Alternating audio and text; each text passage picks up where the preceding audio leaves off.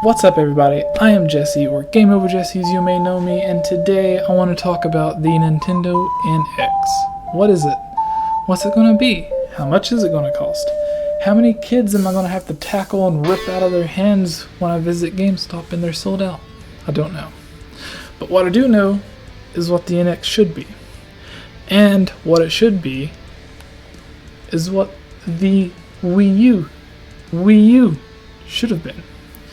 Now, what the Wii U should have been is something more like this.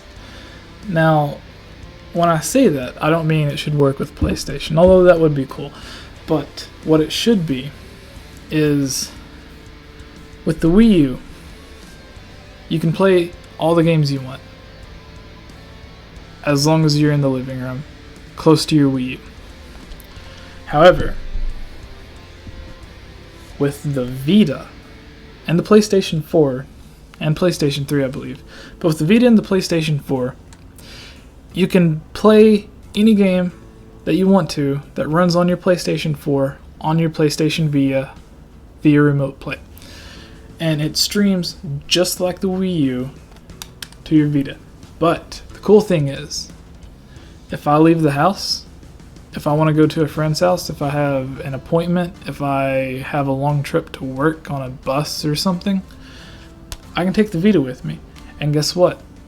It plays games all by itself. There's games on here that the Vita can play just like the 3DS, just like the PSP, without being connected to the PlayStation 4. But if I go one of those places, if I'm on my way to work and I have Wi-Fi, I can still play my PlayStation 4 games through the internet, streaming to my PlayStation Vita. So with this little thing, I have connection to my PlayStation 4, and if I don't have internet, I can still play all the normal games that a Vita is supposed to play. But the Wii U doesn't do that. Wii U just plays Wii U games in front of the thing. So what the NX is going to be, it's going to be both of them combined. They're going to take a Vita, and they're going to take an NX, and they're going to put them together. Don't know how, but science. But seriously, it's going to be something like a mix between the two, where they take the Wii U, and it's going to be a handheld and a home console. They're going to give you the capability to, if you're at your house, you can play your NX games, your new Super Mario World, your new Wind Waker HD, whatever you want to play. You can play it at your house. But if you go to a friend's house and you don't have access to the home console type games, you can still play games on this. They're not going to be your home console games. They're going to be the games that are going to be normally released for the mobile games. So you're still going to be able to play your Pokemon X's, your Pokemon Y's, your Pokemon Sun and Moons, whatever. But you're also going to be able to play the smaller Zelda games, A Link Between Worlds, Majora's Mask 3D, whatever the mobile games are that releases. You're still going to be able to play them. But if you have internet on that same device you're playing those mobile games on, you're still going to be able to play your big home console games, which is going to be awesome, and it's what the Wii U should have been. Now, how powerful is it going to be? It's been, by the time the NX comes out, it'll be 2-3 years since the PlayStation 4 and the Xbox One came out.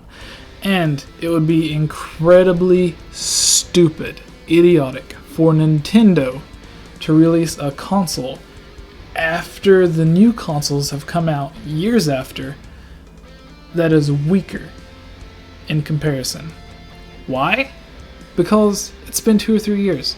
The hardware that they used in the PlayStation 4 and the Xbox One, that same hardware, if they went and used it, it's a lot cheaper to make now. So they can make one the same price, or not the same price, but the same hardware specs, a lot cheaper. So manufacturing cost would be a lot lower.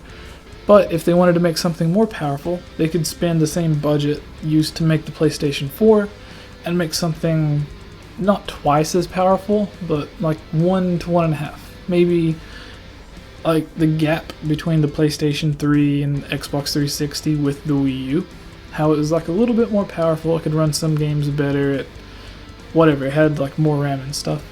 That's what the NX is going to be. But is it going to be that? No. It could be for the same price as the PlayStation 4. But what I think it's going to be somewhere in the middle. It's not going to be as powerful as the PlayStation 4, but it's still going to be more powerful than the Xbox One. It's going to have those capabilities to where you can take the gamepad, the mobile part, with you. You can play all the normal games that you want to play. How powerful is that going to be? I imagine a little bit more powerful than this. Take what you can do with the PlayStation Vita or a current iPhone or something, the games that you can still play. Because you can play HD games on an iPhone.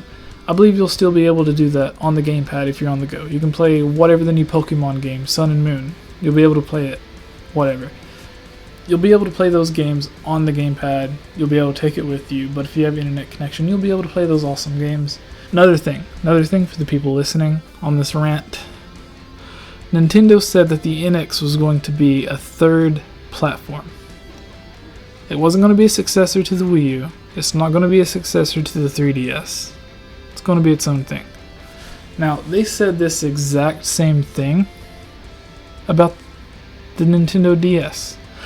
It's not a successor. It's not going to be replacing the Game Boy Advance.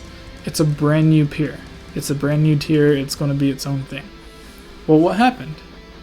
As soon as the DS came out, nobody wanted the Game Boy Advance. The biggest reason, you can play Game Boy Advance games in the DS.